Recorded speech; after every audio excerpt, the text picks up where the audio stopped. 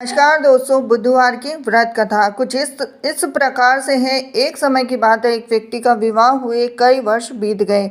विवाह के बाद उसकी पत्नी एक बार अपने मायके गई हुई थी, तो पत्नी के मायके में रहने के कई दिनों बाद उसका पति अपनी पत्नी को विदा करवाने के लिए ससुराल पहुंचा। ससुराल में कुछ दिन तक रहने के बाद वह पत्नी को मायके से विदा करने की बात अपने सास ससुर से कहता है।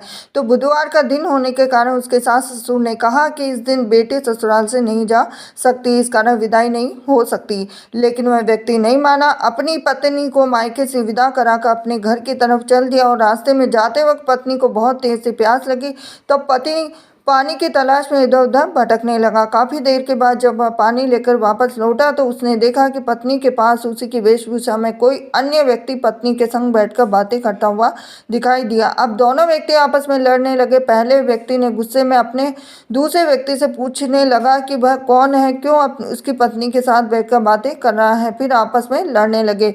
दूसरे व्यक्ति ने भी कहा कि ये मेरी पत्नी है। दोनों के बीच भयानक लड़ाई होने लगी। तब वहां पर कोई सिपाही आ गए और इसी से उसके असली पति के बारे में पूछने लगे। दोनों व्यक्ति को देखकर स्त्री हैरान हो गई, कौन मेरा पति है? तो वह दुविधा में पड़ गई, क्योंकि दोनों एक जैसे ही लग रहे थे। तो वह पहला व्यक्ति परेशान होकर मन में कहा कि भगवान, ये कैसी आपकी लीला है। तभी आकाशवाणी हुई कि बुधवार के दिन पत्नी को विदा करवाकर नहीं ले जाना चाहिए था। यह सब सुनकर पहला व्यक्ति समझ गया कि यह भगवान बुद्ध की लीला है।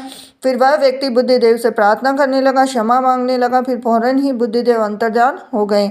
अब उस व्यक्ति को अपनी पत्नी मिल गई। तभी से हर दिन बुधवार के दिन भगवान गणेश की पूजा करने लगे और व्रत करने लगा। ये थी आज की बुधवार की व्रत कथा।